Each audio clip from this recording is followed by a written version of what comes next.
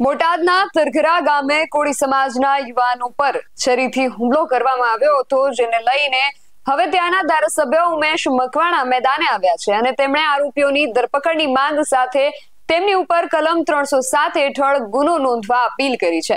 શું છે સમગ્ર વિગત જાણીએ અહેવાલમાં। જય હિન્દ, BS9 TV ન્યૂઝ પર આપની સાથે હું છું નિધિ ગઢવી। બોટાદના તરઘરા ગામમાં ગાળો બોલવાની ના પાડવા બાબતે થયેલા વિવાદમાં છરીથી હુમલાની ઘટના સામે આવી છે। વિજયભાઈ બાબુભાઈ નામના વ્યક્તિએ ગાળો બોલવાની ના પાડતા હરેશભાઈ ખાચર અને રઘુભાઈ ખાચર નામના વ્યક્તિએ ઉશ્કેરાઈ જઈને તેમના ઉપર છરી વડે હુમલો કર્યો હતો। આ હુમલામાં 4 વ્યક્તિઓને ઈજા થતા તેમને સારવાર માટે હોસ્પિટલમાં ખસેડવામાં આવ્યા છે અને પોલીસે બંને આરોપીઓ વિરુદ્ધ ગુનો નોંધ્યો છે, પરંતુ હજુ સુધી તેમની ધરપકડ કરવામાં નથી આવી। આરોપીઓની ધરપકડ ન થતા બોટાદના ધારાસભ્ય ઉમેશ મકવાણા અને તરઘરા ગામના લોકો મોટી સંખ્યામાં SP કચેરીએ પહોંચ્યા હતા। તેઓએ આરોપીઓની તાત્કાલિક ધરપકડ કરીને કડક કાર્યવાહી કરવાની માંગણી કરી છે। આ અંગે આપના ધારાસભ્ય ઉમેશ મકવાણાએ શું કહ્યું સાંભળીએ। તાજેતરમાં ગઈ રાત્રે તમે જોયું છે કે આપણા કોળી સમાજના આગેવાન એવા બાપભાઈ ઉપર અસામાજિક તત્વો દ્વારા ઘેરે આવી અને એમના ઉપર અને એના પરિવાર ઉપર છરી વડે જીવલેણ હુમલો કરવામાં આવ્યો છે। અત્યાર સુધીમાં હજી સુધી કોઈ પણ આરોપીની ધરપકડ કરવામાં નથી આવી। હું પોતે સ્થળ તપાસ કરી દર્દીને મળ્યો, ડોક્ટરને મળ્યો। 12 થી 13 જેટલા માથાના ભાગમાં ટાંકા આવેલા છે। 1.5 ઇંચ કરતા વધુ માથાના ભાગમાં દર્દીને ઘાવ છે। દર્દી હજી સુધી ભાનમાં નથી, અભાનમાં છે, પણ તેમ છતાંય ધારાસભ્ય તરીકે અને એક આગેવાન તરીકે બોટાદ SP સાથે મેં વાત કરી, PSI સાથે વાત કરી, PSI ને રૂબરૂ બોલાયા। બે ગંભીર પ્રકારનો આ ગુનો છે। જે સામે હુમલો કરનાર છે એ અસામાજિક તત્વો છે, દારૂનો વેપારી છે, તો તાત્કાલિક તમે એની ધરપકડ કરો અને સાથોસાથ ઘેરે આવીને જીવલેણ હુમલો કર્યો છે, પરિવાર ઉપર જીવલેણ હુમલો કર્યો છે, પણ તેમ છતાં હજી સુધી 307 જેવી કલમ દાખલ કરવામાં નથી આવી। એટલે મેં બોટાદ પોલીસને 2 કલાકનો સમય આપ્યો હતો કે ભાઈ તમે ડોક્ટરનો રિપોર્ટ લઈ તાત્કાલિક આની ઉપર ગુનો નોંધો। હજી સુધી નોંધવામાં નથી આવ્યો, પણ સમાજના આગેવાન તરીકે અને બોટાદના ધારાસભ્ય તરીકે જો આવા અસામાજિક તત્વોને છોડવામાં આવશે, ધરપકડ નહીં કરવામાં આવે, છાવરવામાં પોલીસ સ્ટેશનમાં આવશે, તો વધી અડધી કલાકની અંદર SP કચેરીએ ખુદ ધારાસભ્ય તરીકે હું પોતે ઉપવાસમાં બેસવા જઈ રહ્યો છું। બરાબર, એટલે કલમ ઉમેરવા જો અમારે કોર્ટમાં રિપોર્ટ કરવો પડે। એકવાર FIR થઈ ગઈ હોય ને પછી કોઈ કલમનું ઉમેરું કરવું હોય ને, વકીલ સાહેબ અહીંયા હાજર જ છે, વકીલ સાહેબ છે અહીંયા। અરે હું પોતે સાહેબ, જો તમને કદાચ મારો ધારાસભ્ય પછી ભીડો, હું પોતે યુનિવર્સિટીમાં ગોલ્ડ મેડલિસ્ટ છું, ઇતિહાસમાં યુનિવર્સિટી ભાવનગર યુનિવર્સિટી પાસ છું, બરાબર। મને બધી કાયદાની ખબર છે, એટલે આપણે કાયદાના વિષયમાં પડવું નથી। મારું ખાલી એક જ છે કે આ અમારા કોળી સમાજના આગેવાન છે, તમે એની હિસ્ટ્રી ચેક કરી લો, જિંદગીમાં કોઈ આને ઝઘડો નથી કર્યો, એવા આગેવાનોના ઘેરે સાહેબ ઘરમાં જઈને જીવલેણ હુમલા થાય તો આ ખરેખર ગંભીર વિષય કહેવાય। તમારા માટે કહેવાય ને મારા માટે કહેવાય। ધારાસભ્ય તરીકે મારે શરમ આવી છે કે મારા બોટાદના જિલ્લામાં કાયદો વ્યવસ્થા કથરતી જાય છે। આજે પબ્લિક અમને પૂછે છે કે બોટાદમાં કાયદો વ્યવસ્થા સાહેબ સ્થિતિ શું છે?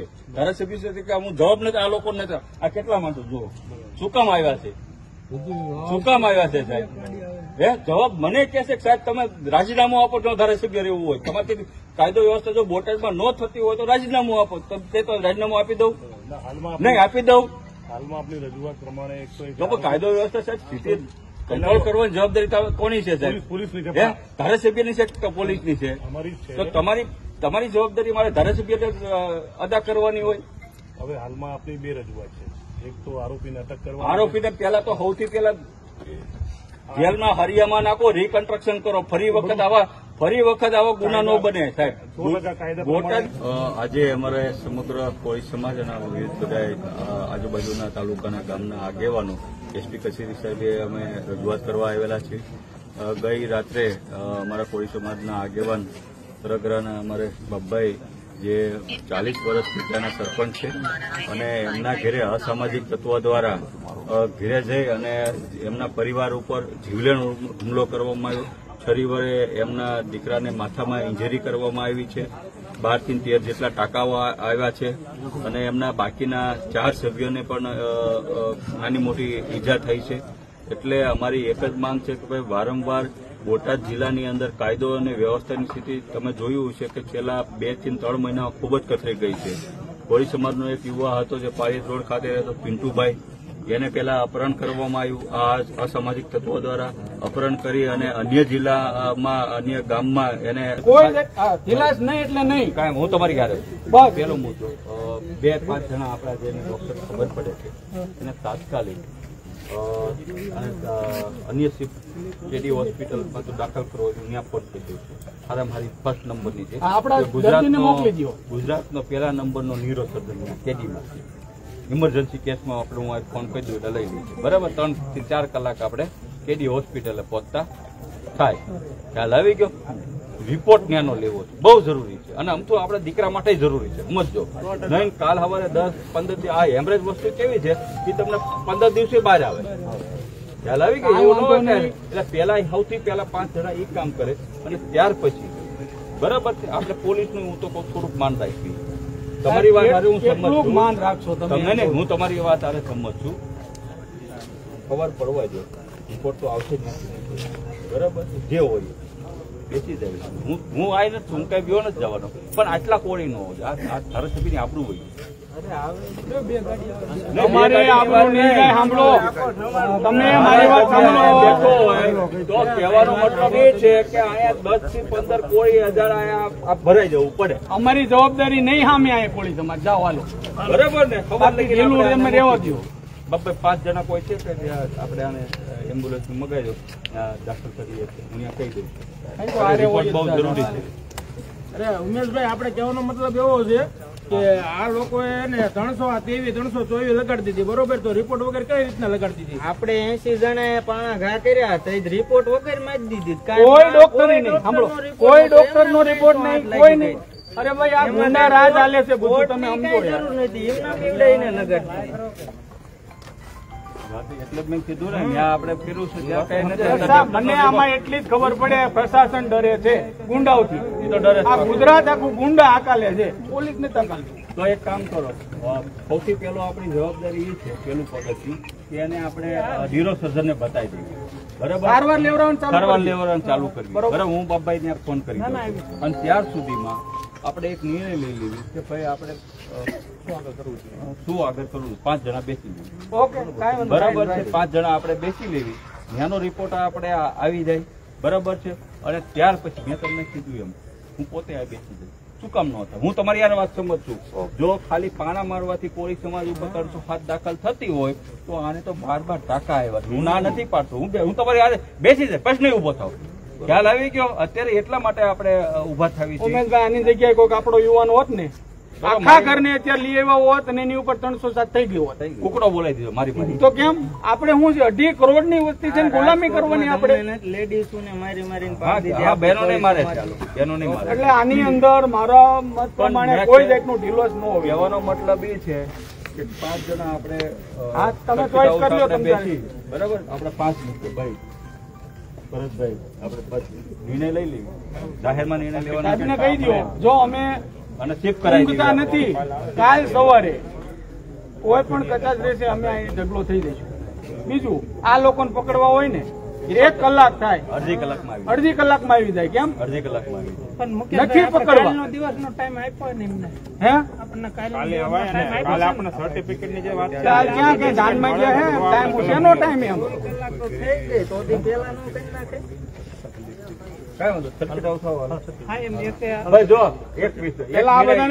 સમાજની સહમતિ છે અને પૂછજો પેલા. ભાઈ તમે 1-2 વાત ઉપર આપણે આવી ગયા છે. એક આઈનો જે ડોક્ટર એમ કે છે કે ભાઈ એમને એવી ગંભીર ઇન્જર છે નહીં એટલે અમે 307 દાખલ કરવા જેવો આ ગુનો થતો નથી. આઈના ઓર્થોપેડિક ડોક્ટરે આપ્યું. એટલે મારી એક એવી સલાહ છે કે આપણે અમસ્તુ ન્યુરો સર્જનને બતાવવું છે. પેલો મુદ્દો એ. બીજો મુદ્દો કે જો એ ખાલી પથ્થર મારવાથી વિક્ષામાં 380 જણા ઉપર થતી હોય તો અહીંયા તો 13 ટાંકા આવ્યા છે, એક ઇંચ ઘા છે, તો શા માટે ન થાય? એટલે કાલે સવારમાં આપણે લગભગ આપણે કરશું એટલે 10 વાગ્યે રિપોર્ટ આવી જશે. બરાબર, એમાં કોઈનું નહીં હાલે, કોઈ ડોક્ટર કઈ દબાણ બબાણ કોઈનું હાલે એવું છે ને. શું મગજમાં ઇન્જરી બધું હું તમારે રાખીશ. બરાબર, પછી મેં તમને કીધું એમ જો 307 આપણો એક જ માંગ છે, આરોપીને તાત્કાલિક પકડવામાં આવે. બીજું 307 દાખલ કરવામાં આવે. જો ન દાખલ કરવામાં આવે તો આપણે ફરિયાદ જ નથી કરવી. આજે હલકે તેવી ચોરીની ફરિયાદ કરીને શું કરશો? ફરિયાદ આપણે કરવી જ નથી. સમજ્યા તમે? તેવી ચોરીની ફરિયાદ દાખલ કરીને કરવાનું શું હતું અમારે? રિપોર્ટ આવ્યો કે તેવી ચોરી લગાડી દીધી, બરોબર? તો રિપોર્ટની વાઇટ જોઈને તો 308 તો ન લાગે, તો 308 લગાડી દીધું તો 1 મિનિટ, બંધારણની જોગવાઈ પ્રમાણે ચાલો એફઆઈઆર તો થવી જ જોઈએ. માઇન્ડની અંદર અટક ફર્સ્ટ રિપોર્ટ એફઆઈઆર તો થવી જ જોઈએ અને એમાં ઉમેરો રિપોર્ટ આવશે 308 ની કલમ લાગશે, ડોક્ટર ઉપર કાર્યવાહી તો હા, તો આને જેલમાં નાખશું, જેલમાં નાખશું. કારણ કે ખોટા રિપોર્ટ આપ્યા છે, હવે કે ખોટા રિપોર્ટ આપ્યા છે, નાખશું જેલમાં. એને ગુનો દાખલ કરાવશું ખોટા રિપોર્ટના આધારે. પણ સૌથી પહેલા મેં તમને કીધું આ કરવું પડશે. પછી બીજા મેં તમને કીધું એમ 2 નિર્ણય લેવાના છે. અત્યારે મુખ્ય લોકો 10 આંબળો સર્કિટ હાઉસ આવો એટલે અમુક વાત આપણે બહાર કરાય, જાહેરમાં ન કરાય. શું નિર્ણય લેવો બરાબર છે? જે કાંઈ આપણે નિર્ણય આ કહેવાનો લે છે એની યાર તમારી યાર. પણ એક ફરી વખત બોટાદની અંદર કોઈ પણ દુખાત હતું, કોઈ પણ બુટલેગર કોઈના નામ 1000 વખત માં યાદ આવી પડે એવું કાર્ય કરવાનું છે. પોલીસ પછી પોલીસની જગ્યા રાખવાની છે. ખ્યાલ આવી ગયો? સમજ્યા ને તમે મારી ભાષા બરાબર? જય માનતા આગેવાનો મારી યાર બરાબર નિર્ણય લઈ લે. સૌથી પહેલા મેં તમને કીધું અમને હાલમાં બીજું કે મારી ટીમમાં ડીવાયએસપી મહર્ષિ રાવલ, એલસીબી એસઓજી એમના ઘરે છે, લોકો ભાગી ગયા છે. બરાબર, તેમ છતાં એમના સંબંધીને પણ ઉઠાવશે. બરાબર, અને હું તમને કહું છું કે 24 કલાકમાં એમને અમે લોકો અટક કરીશું. સર્ટિફિકેટ પ્રમાણે, ડૉક્ટરના સર્ટિફિકેટ પ્રમાણે કોઈ કલમનો ઉમેરો થાય એવી શક્યતા નથી. બરાબર, કેમ કે ડૉક્ટરનું સર્ટિફિકેટ છે, જે હોસ્પિટલમાં સારવાર કરે છે એનું સર્ટિફિકેટ મારી પાસે હમણાં ત્યાં રાંગડે મને મૂક્યું છે, મારી પાસે છે. આરોપી અટક કરવાનું છે તો આરોપીને અમે વહેલા વહેલી તકે અટક કરી લઈશું. તેમ છતાં આપણે ન્યુરોમાં જો તમે એટીએમને પણ બીજે હોસ્પિટલમાં લઈને ન્યુરો સર્જનને બતાવો ને ત્યાંથી પણ જો લખાઈને આવશે તોય અમે ધારાધોરણ મુજબ જે કલમનો ઉમેરો થશે ઉમેશભાઈ અમે ઉમેરો 100% કરીશું. હા, હવે શિફ્ટ કરવી છે. હા, એ અમે કરીશું. કેમ કે આ ઓછો છે. બરાબર છે? ના અમે 100% એને પછી જ આપ જો શિફ્ટ કરવું ને ત્યાંથી જો લખાઈને આવશે તો અમે ઓછો છે. ઉમેરો કરીશું કલમ ઉમેરો. અમારે ત્યાં હજી એને MRI કરવા પડે, CT સ્કેન કરવા પડે. બરાબર, અને ખરેખર કાંઈ નહીં હોય તો હું તમારી ઉપર પ્રેશર નહીં કરું. બરાબર છે કે ખરેખર એને કાંઈ માથામાં ઇન્જરી નથી કે ખરેખર એને કાંઈ બહુ ફ્યુચરમાં કાંઈ નથી તો હું તમને એમ નહીં કે તમે 307 દાખલ કરો છો. ખ્યાલ આવી ગયો? અમારા PSI એ ડોક્ટર સાહેબને પૂછ્યું, એમને એવું કીધું કે અમે એમને 12 કલાકમાં રજા પણ આપી દઈશું. એ તો બ્લડ લોસ એમને થયો છે એટલે એમને અમે હોસ્પિટલમાં રાખ્યા છે. એવું મારા PSI ત્યાં જઈને આવ્યા છે. અને આરોપીની શોધખોળ ઉમેશભાઈ ચાલુ જ છે.